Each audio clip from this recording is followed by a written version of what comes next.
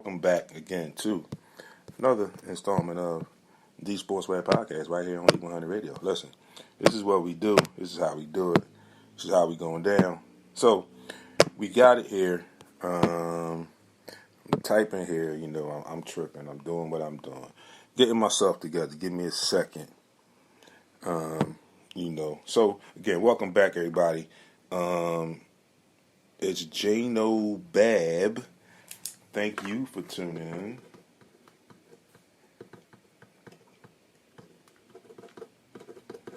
Thank you for tuning in on IG. Again, you know where I am. Instagram at sportsweb_D. Facebook, Sportsweb Podcast, LLC is the group page right there. And tune in, Heat 100 Radio.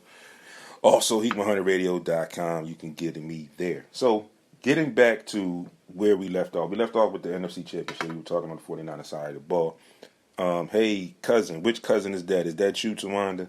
Make sure you let me know if that's you or not. I told y'all you got to let me know because I'm doing some different things. So everything, the names don't show up like they normally would. So you got to let me know who you are when you chime in on Facebook.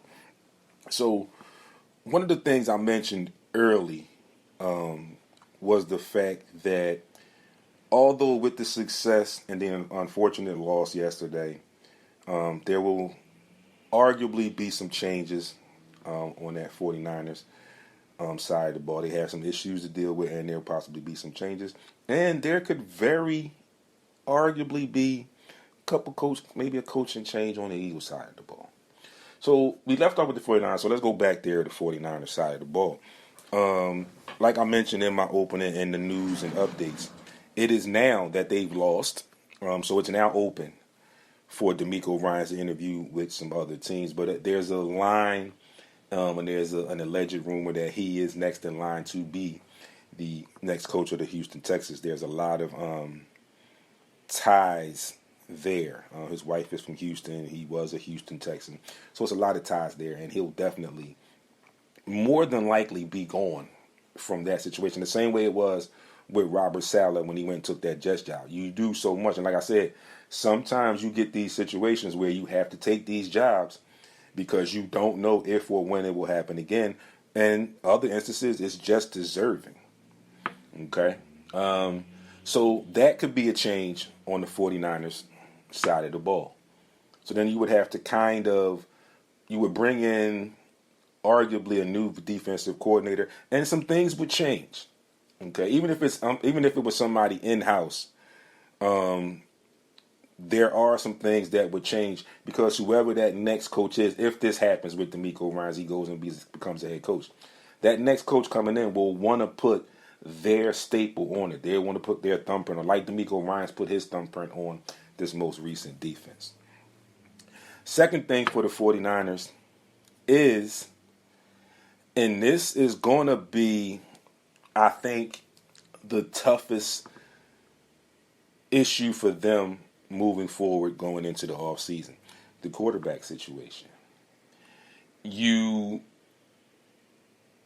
don't really know the complete health of Trey Lance. So that means, when I say that, I mean you don't know where he is. He hasn't been able to do anything. So you won't know that until he can get back on a field, practice field, whatever. So there's still question marks there. Even though there were question marks before he got hurt, there's still question marks there. So now there's a couple more question marks in that particular situation. You look at the Jimmy G situation. What do you do now? He was hurt. You ended up believing you were going to be able to cut ties with him. You ended up having to bring him back. He got hurt again. You move on to Brock Purdy, who had his little stretch and played well. The injury that he has, we don't know the severity of that injury. We know it was very significant because he couldn't throw the ball yesterday. So we know there's something there. But again, I'm sure we'll probably never know the full true severity of it. We'll know something, but, it is what it is. Josh Johnson probably won't be around because you got Brock Purdy now. But now he might still be around. Because again, like I said, you don't know your situation with Trey Lance. Now you don't know your situation or what should you do with Brock Purdy. Jimmy G is just a decision that you have to make on what do you want to do with him. And then there's Josh Johnson. So there are some things that could change on the 49ers side of the ball. The Eagles came to play and they wasn't ready. Absolutely. Absolutely. So that's the 49ers, issues. Like I said, it's probably some people that I know that won't like it, that won't understand it. But it is what it is, and that's where they are, On the other side of the ball, there's a lot of chatter that it could possibly be the Eagles losing defensive coordinator Jonathan Gannon. The way the Eagles defense played this year, deservingly so. Okay. Only difference in these two scenarios, two different teams, is Eagles are staying consistent with what they've been doing all season long. They kind of have a plan in place if that were to happen. You saw the reports, I posted it and I've talked about it. If such situation happens where Jonathan Gannon does get interviewed and moves on to a head coaching position somewhere else, the Eagles are already in line and have a plan on bringing in Vic Fangio as the next defensive coordinator. So they're somewhat ahead of the game, where they're giving themselves some wiggle room and putting themselves ahead of the game if this situation happens. So again, they're staying consistent with what they've done all season. But on another note, the Philadelphia Eagles, one more time, back in the Super Bowl. Again, I told you before the break, I feel like this team is giving me a vibe, it's giving me a feeling that is a little bit different than the last one. Like the last one, you felt it, you knew it, and then watching that Super Bowl, when it got to, I don't remember, it was like somewhere in the third quarter. I'm sitting there watching it, and then all of a sudden I just got kind of quiet. And somebody said to me, "Yo, you all right?" I said, "Yeah." I said, "I'm good." I said, but I'm letting the reality sink in that looking at where we are right now, and this is back then, looking at where we are right now, it's a very good chance that we can win this game. And it got into the fourth quarter, and I saw how things were going and how their defense was beginning to pick up a little bit. I said, we're going to win this Super Bowl.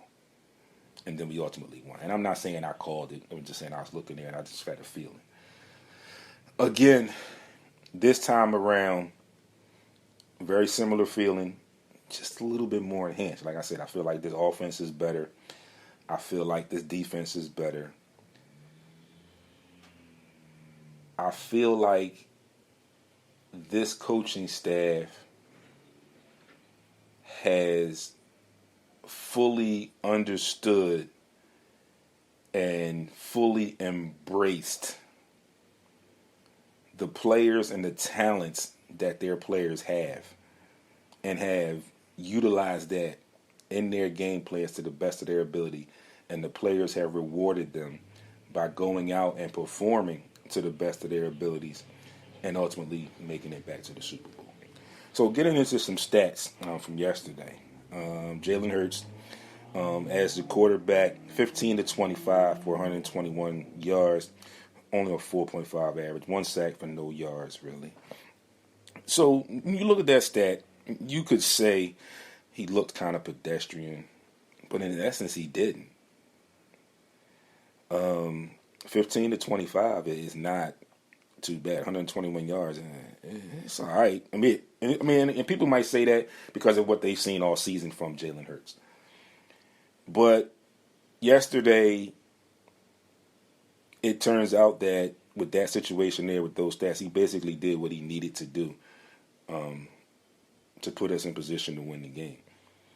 The running game was working, and it works in your favor. You know that when you can grind the ball out and do what you do and run the ball. It takes time off the clock, keeps the ball out of your opponent's hands, and especially when you're scoring like the Eagles were scoring, it helps even more. So some people might say, yeah, he kind of looked pedestrian, but again, as a unit, both sides of the ball, I think the Eagles showed that they are the best team right now. Again, Kansas City, I'm going to say here, it's not going to be easy. It's not going to be tough, although Patrick Mahomes is banged up. He's got 2 weeks to get right. But again, I'll take the Eagles' offensive lines over the Chiefs' offensive line any day. As long as we stay healthy, I like our secondary. And again, you've got that monster on that edge. Number 7. What are they going to do with him? And then again, I don't trust the Chiefs secondary. So arguably, they didn't have great games yesterday, but arguably, these two guys could have really good games in the Super Bowl. And I'm talking the Batmans, A.J. Brown and Devontae Smith. So, we still got to play the game. And again, we're going to see what happens. But I don't think that there's going to be much fear. I believe right now, very, very early openers, the Eagles are favorites. I don't know about how much, but I think the Eagles are very slightly favorites very early in the situation. But I think they can get the job done. They may possibly need to throw the ball a little bit more against Kansas City. But I think they'll do their homework as far as coaching. They'll do their homework and they'll pick up on some things and see where they can get advantages and where they can take advantage of certain situations. On the other side of the ball, before the injury, Brock Purdy, 4 for 4, 23 yards, 5.8 yard average. Josh Johnson comes in. He was 7 to 13 for 74 yards, 5.7, and he was sacked twice with 14 yards. Eagles rushing the ball was the thing there. Total rushing yards for each team. The Eagles 148, 49ers 81. Total overall net yards for offensive team play 164 for the Niners, 269 for the Eagles. The Eagles 4 penalties, so a pretty clean game for the Eagles. 4 penalties for 34 yards. Very ugly and frustrating for 49ers and 49ers fans. 11 penalties for 81 yards. When I looked at this game, I'm watching this game, I saw that the Eagles, again, apparently like I did, I noticed some things. They noticed some things, and they took advantage of those things. And apparently they noticed that they could run the ball because I guess they figured that they would very much key in on just 2 studs on the outsides and try to take one or if not both of them out the game or limit them as much as they possibly could. And they did a very good job with that, I'll say. I think they did a very good job with that. Like I said, in the receiving, Devontae Smith had 3 targets. A.J. Brown only had 8 targets. So they did a fairly good job against them in the passing game, I would say. Definitely did a fairly good job in the passing game. But, the Eagles did some things that kept them in a rhythm. They stayed with their game plan. Even when they were backed up and Jalen Hurts wiggled his way out of that safety, there was no panic. Even when it looked like even after that touchdown, that McCaffrey scored, they got hyped. They had a defensive stand the next play. They just came right back on the next series and wore them down and did what they needed to do. It was like, all right, that series is over. They stopped us, so what? We got the ball. We'll get the ball again and see if they stop us the next time. So they had that mentality of, we're just going to keep going.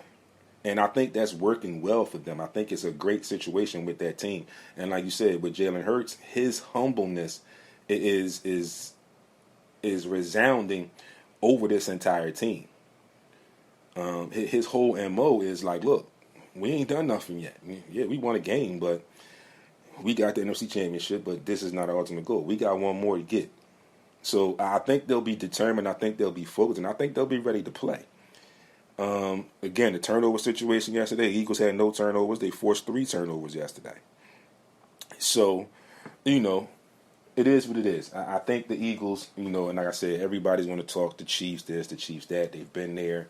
Not too many, whatever. This Eagles unit, both sides of the ball, and when I say unit, both sides of the ball, coaching staff, they have come together in a way. And again, like I said, you felt it with Doug Peterson in his second year when the Eagles went. But it's the same situation. Nick Sirianni's second year. But again, I say this feeling is just a little different. And it's a little different in a very, very good way this go around. So, I wish them the best of luck. I'm very confident. I think, again, I think they can beat the Chiefs. Again, the Chiefs got some pieces in when they lost Tyreek Hill, and they've got some pieces there, Pt2 and some other pieces. But I think what the Eagles showed yesterday with the 3 dynamic players that the 49ers have in Kittle, Debo, and McCaffrey, that when you focus on detail and you come together and you play for each other, amazing things can happen. And again, the Eagles are in the Super Bowl, looking for their second Super Bowl win in 6 years. Congratulations to them again. And we look forward to seeing them in the Super Bowl in 2 weeks. It's going to be a great game. And may the best team win. Hello, folks. Now, I want to switch up a little bit and pick 12-20. I want to move in, so I got to talk some Sixers talk now as well. As you know, and I posted this stuff the other day when it came out. Rock the Barber, Hair Forever, tuned in. Thanks for tuning in, good brother. Where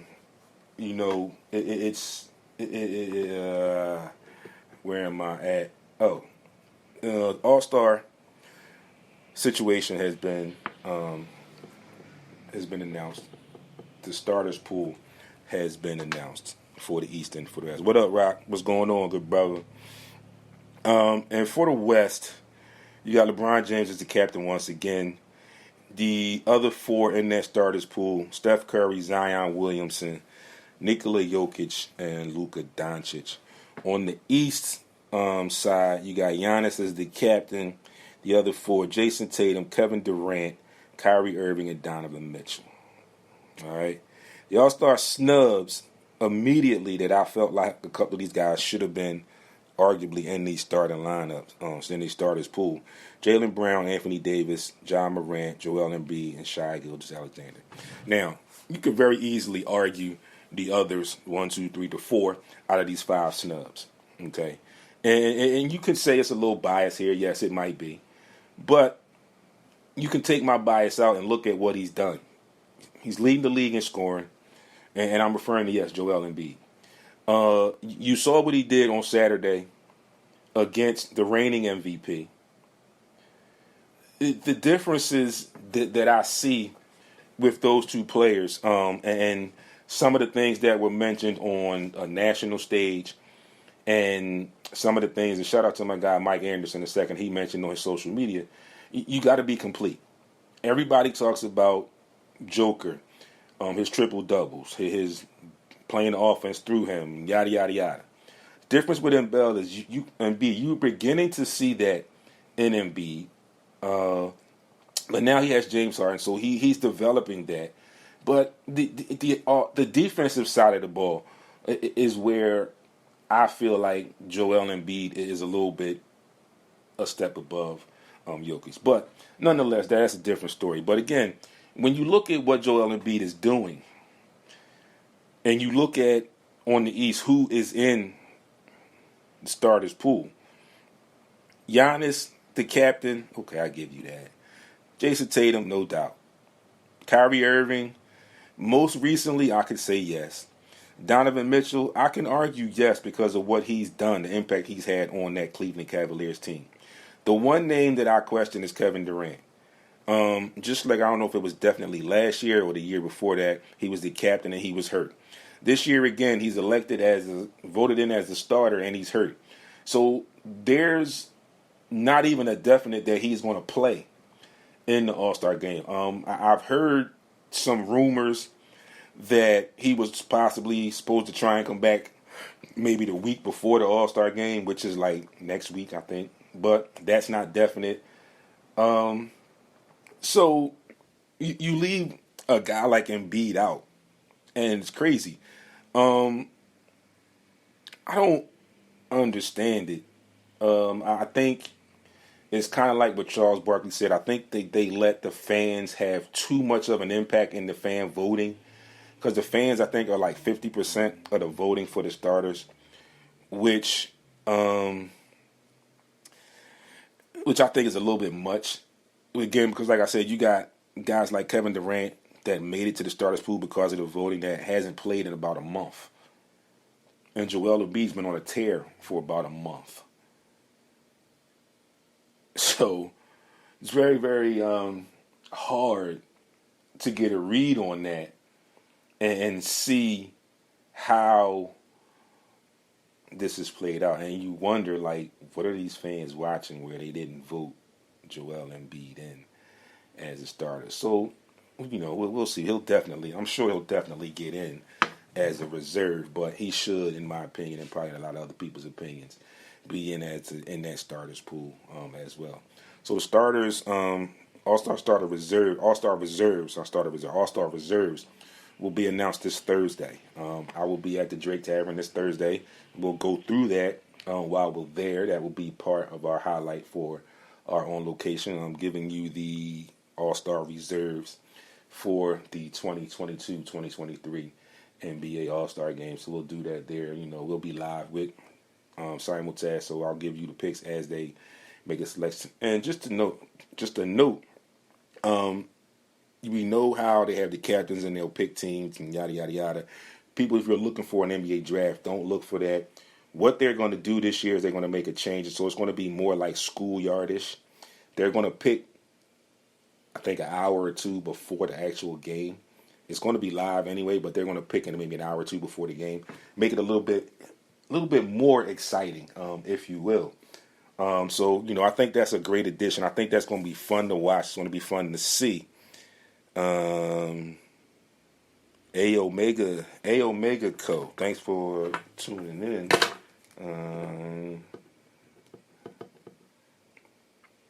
Thank you for tuning in as well. So yeah, that's going to be something unique. It's going to be something different. I like the idea of trying that out, doing something different with the NBA All-Star Game. Like I said, it's something different, and I think it'll be a little bit more exciting, because even when they do the draft, the draft kind of gives you a read and say, oh, well, yeah, I can play with this guy, as you get drafted. Okay, I'm playing with him, Like now it's like, oh, all right.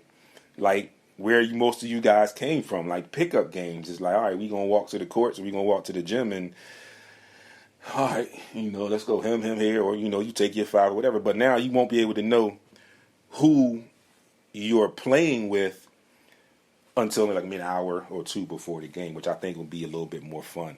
I think that's going to make it even more challenging in some instances in that situation. Yeah, thanks for the follow. I appreciate that, aomega.co. I appreciate the follow. Thanks for tuning in again as well. So, the snub, like I said, it is what it is. Like I said, Joel, I know he'll get in. I'm guessing maybe even James Harden should get in. But, it is what it is. We'll definitely see how that plays out come this Thursday. Like, you've got to just take into consideration what it is. Like I said, like George Niang said, hopefully Joel made a statement game Saturday against the Nuggets. Hopefully him being snubbed as his all-star starter will add more juice to that fire under him that's lit. We'll have him dominate more. And he's been saying that's not on his mind right now. He's more focused on just winning basketball games. So again, it's no better way than to quiet your critics, change people's minds, change their outlook, change their views, than going out and performing to the best of your ability, which he has been doing in the last couple of games so far. So I think he'll continue to do that. Tonight they got the Magic, which he should dominate tonight. But there are games coming up going into the All-Star break. And like I said, right now, the Sixers are like the hottest or one of the hottest teams in the league right now. And again, they took down Denver, who was like tops in the West. The Sixers have moved up to second in the East, second in the division. So, still a lot of basketball left to play. Still the possibility of a low-key trade maybe around trade deadline, or maybe even a signing in the buyout market. So we'll see what happens with that as that time gets closer and closer. It's not too far off. Like you said, this week is Wednesday. I think it's February the 1st. So it's not that far off. There's always talk going on. So we'll see. First in the conference is the Boston Celtics right now. And Denver was first in the Western Conference, and they just lost to the Sixers. So, folks, with that being said, I appreciate everyone that has tuned in. Facebook, my guy, Richard Drummond. Also, Rich, you saw me yesterday. I was hanging out with Chuck. Hopefully, I'm going to try and see when you give me the call, like we talked about in March, see if we can get both of you guys in here, or at least get him to call in or tune in definitely that day. Again, shout outs to the F2 crew, my guy Chuck Bolger, for the guys having me out at tailgate yesterday. Everybody that tuned in. Again, Richard Drummond on Facebook, my cousin Tawanda Bowman on Facebook. Also, Nate Phillips on Facebook, and Frank also tuned in. Also, all of my people on Instagram.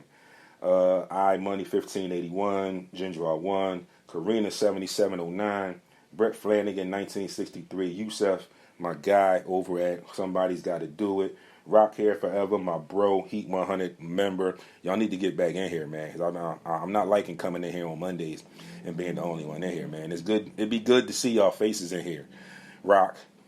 And I know, Mo, you doing what you doing, but it'd be good to see y'all faces in here every once in a while on a Monday, when I come strolling in here after y'all. So let's try and make that happen. Get y'all in here on one of these Mondays so I can come in here behind y'all. We can have a little bit of fun and everything before I go on there. But you definitely get that done. A Omega Code, thank you for tuning in. Thanks for the follow. Folks, you know where to find me. Right here, each and every Monday, 11 a.m. to 1 p.m. Sometimes, we get a little short, but that's my time slot, 11 a.m. to 1 p.m. right here. You can get us tuned in at Heat 100 Radio. You can get heat100radio.com on your laptop, your phone, your tablet, whatever. Get it. Sports Rap Podcast LLC is the group page where we go live each and every Monday. Also, Instagram at sportsrap_D. It's the same on Twitter at sportsrap_D. TikTok at sportsrap_D. Webpage, sportsrapradio.com. Also, folks, again, I keep telling y'all, this video will go up later this week. I'm going to get home and work on it today. YouTube, get over there, Sports Rap TV, get over there and like that channel. We got to get them subscribers up so I can get y'all some live stuff on YouTube, so I don't have to keep posting all these videos that y'all see and whatever, but I appreciate it. Again, get over there, find the videos that you like, hit the thumbs up, hit the subscribe button, hit the bell, then tell a friend to tell a friend to tell a friend to get over there also and do that. Folks, Thursday on location, Drake Tavern. I know I canceled the last one, but I will definitely be there this Thursday. Like I said, we're going to go through the NBA All-Star reserves that will be announced on Thursday, and we'll also definitely talk some more Eagles football. Folks, schedules for today. NHL Monday, one game on the slate, the Blues and the Jets. Also NBA today, you got Magic are in town to play the Sixers. I'll be in the building showing you my vantage point, so look out for me. If you're going to the game tonight, make sure you get on Instagram or Facebook, wherever I decide to do, and catch me, shoot me a message or something, and then if you find me, come say hi. Lakers, Nets, Warriors, Thunders, Kings, T-Wolves, Wizards, Spurs, Pistons, Mavs. Jimmy Jerome, thank you for tuning in as well. It's that Jimmy Jerome 1991 Thank you for tuning in. You caught us a little late, but you can go back and check everything again. Jimmy Jerome, get over to Sports Rap TV on YouTube. You can see this whole video, stuff that you missed from the beginning. You'll see that up as well. The audio will go up probably tomorrow. iHeart, Spreaker, Anchor, Spotify, Google, and Apple Podcasts, and all, wherever you get your podcasts at. Like I said, folks, be great on purpose. Enjoy this Monday. And I will see y'all later on tonight from the Wells Fargo Center down at the Sixers game, Sixers versus the Magic. Thursday, Drake Tavern, All-Stars announced, reserved. Talk more Eagles. And I'll see y'all the rest of the week on social media. Peace. Thanks for everybody that tuned in. Everybody that tuned in from the beginning. LeVada English, my classmate, everybody else. Thank y'all for tuning in. Appreciate y'all. See y'all on Thursday. And if y'all can't make it out Thursday, definitely right back here next Monday. Peace.